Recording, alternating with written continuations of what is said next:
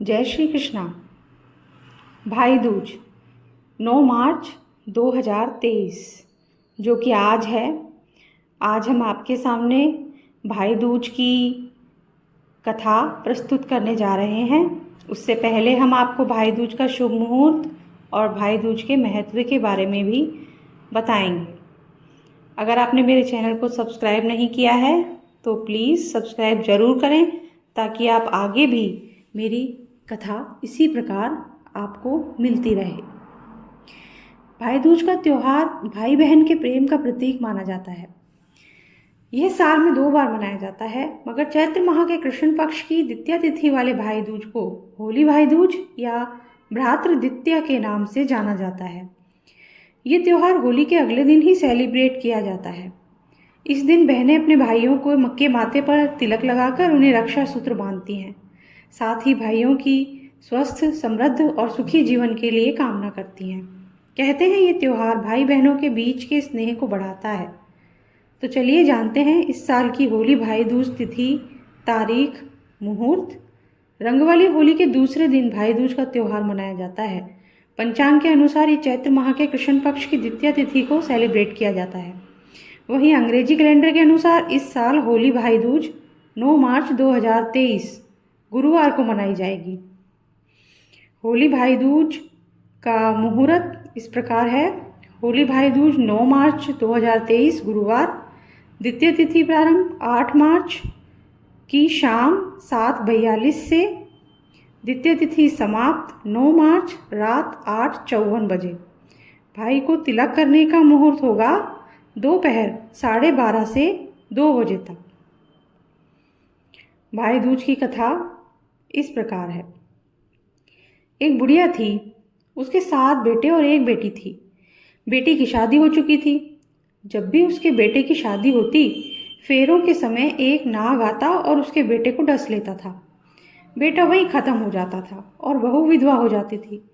इस तरह उसके 6 बेटे मर गए थे। 7वें की शादी होनी अभी बाकी थी। इस तरह अपने बेटों के मर जाने के दुख से बुढ़िया रो रो के अंधी हो गई थी। भाई दूज आने को हुई तो भाई ने कहा कि मैं बहन से तिलक कराने जाऊंगा। माँ ने कहा ठीक है चले जाओ। उधर जब बहन को पता चला कि उसका भाई आ रहा है तो वो खुशी से पागल होकर पड़ोसन के घर गई और पूछने लगी कि जब बहुत प्यारा भाई घर आए तो क्या बनाना चाहिए। पड़ोसन उसकी खुशी को देखकर जल भुन गई थी और कह दिया कि दूध से रसोई लेप दो और घी में चावल पका दो। बहन ने ऐसा ही किया। वो बहुत भोली थी। उधर भाई जब बहन के घर जा रहा था तो रास्ते में उसे एक सांप मिला। सांप उसे डसने को हुआ। भाई बोला तुम मुझे क्यों डस रहे हो। सांप बोला मैं तुम्हारा काल हूँ और मुझे तुमको डसना है। भाई बोला मेरी बहन मेरा इंतज़ार कर रही है। मैं जब तिलक करा के वापस लौटूंगा तब तुम मुझे डस लेना। सांप ने कहा भला आज तक कोई अपनी मौत के लिए लौट के आया है जो तुम आओगे।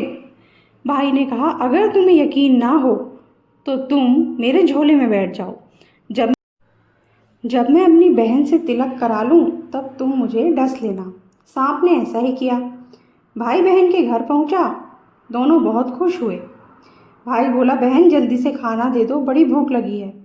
बहन क्या करे, ना तो दूध की रसोई सूखी और ना ही घी में चावल पके। भाई ने पूछा बहन इतनी देर क्यों लग रही है, तू क्या पका रही है। तो बहन ने बताया कि ऐसे ऐसे हुआ। भाई बोला पगली कहीं घी में भी चावल पके हैं या दूध से कोई रसोई लिपी है। गोबर से रसोई लिपो, दूध में चावल बनाओ। बहन ने ऐसा ही किया। खाना खा के भाई को बहुत ज़ोर से नींद आने लगी। इतने में बहन के बच्चे आ गए। बोले मामा मामा हमारे लिए क्या लाए हो। भाई बोला मैं तो कुछ नहीं लाया। बच्चों ने वह झोला ले लिया जिसमें सांप था। जैसे ही उसे खोला उसमें से हीरे का हार निकला। बहन ने कहा भैया तूने बताया नहीं कि तू मेरे लिए इतना सुंदर हार लाया है। भाई बोला बहन तुझे पसंद है तो तू ले ले, मुझे हार का क्या करना। अगले दिन भाई बोला अब मुझे जाना है, मेरे लिए खाना रख दो।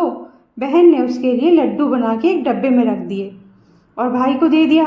भाई कुछ दूर जाकर थक कर एक पेड़ के नीचे सो गया। उधर बहन के जब बच्चों को भूख लगी तो माँ से कहा कि खाना दे दो। माँ ने कहा खाना अभी बनने में देर है। तो बच्चे बोले मामा को जो खाना रखा है वही दे दो। तो वह बोली कि लड्डू बनाने के लिए बाजरा पीसा था, वही बचा पड़ा है चक्की में, जाकर खा लो। बच्चों ने देखा कि चक्की में तो सांप की हड्डियां पड़ी हैं। यही बात माँ को आकर बताई तो वह तो बावड़ी सी हो गई, भाई के पीछे पीछे भागी। रास्ते भर लोगों से पूछती जाए कि किसी ने मेरा गैल बटोई देखा, किसी ने मेरा बावड़ा सा भाई देखा। तब एक ने बताया कि कोई लेटा तो है पेड़ के नीचे, देख लो। वही तो नहीं है। भागी भागी पेड़ के नीचे पहुंची, अपने भाई को नींद से उठाया। भैया भैया, कहीं तूने मेरे लड्डू तो नहीं खाए? भाई बोला, ये ले तेरे लड्डू, नहीं खाए मैंने। देख लड्डू दिए हैं, उसके भी पीछे पीछे आ गई। बहन बोली, नहीं भैया तू झूठ बोल रहा है, जरूर तूने खाया होगा, अब तो मैं तेरे साथ ही चलूंगी। भाई बोला, तू ना मान रही है तो चल फिर। चलते चलते बहन को प्यास लगी, फिर भाई को कहती है कि मुझे पानी पीना है। भाई बोला, अब मैं यहाँ तेरे लिए पानी कहाँ से लाऊं? देख दूर कहीं चील उड़ रही है, चली जा वहाँ, शायद तुझे पानी मिल जाए। तब बहन वहाँ गई और पानी पीकर लौट रही थी तो रास्ते में देखा कि एक जगह जमीन में 6 शिलाएं गड़ी हैं और एक बिना गड़ी रखी हुई है। उसने उस बुढ़िया से पूछा कि ये शिलाएं कैसी हैं? तो बुढ़िया ने बताया कि एक बुढ़िया है, उसके 7 बेटे थे, 6 बेटे तो शादी के मंडप में ही मर चुके हैं, तो उनके नाम से ये शिलाएं जमीन में गड़ी हैं। अभी 7वें की शादी होनी बाकी है, जब उसकी शादी होगी तो वह भी मंडप में मर जाएगा, तब यह 7वीं शिला जमीन में गाड़ी जाएगी।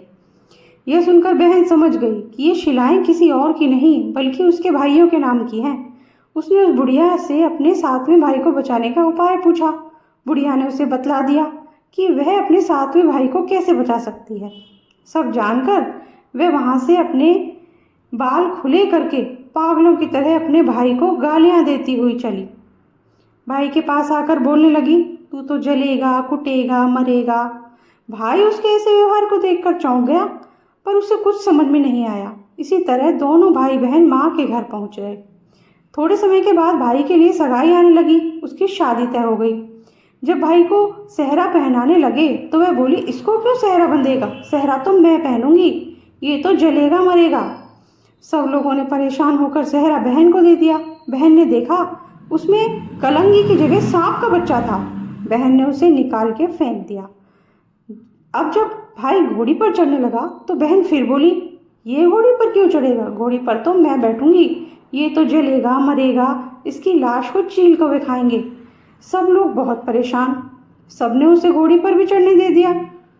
अब जब रात को बारात चलने को हुई तो बहन बोली, ये क्यों दरवाजे से निकलेगा, ये तो पीछे के रास्ते से जाएगा, दरवाजे से तो मैं निकलूंगी। जब वह दरवाजे के नीचे जा रही थी तो अचानक दरवाज़ा गिरने लगा। बहन ने एक ईंट उठाकर अपनी चुनरी में रख ली, दरवाज़ा वहीं की वहीं रुक गया। अब लोगों को बड़ा अचंभा हुआ।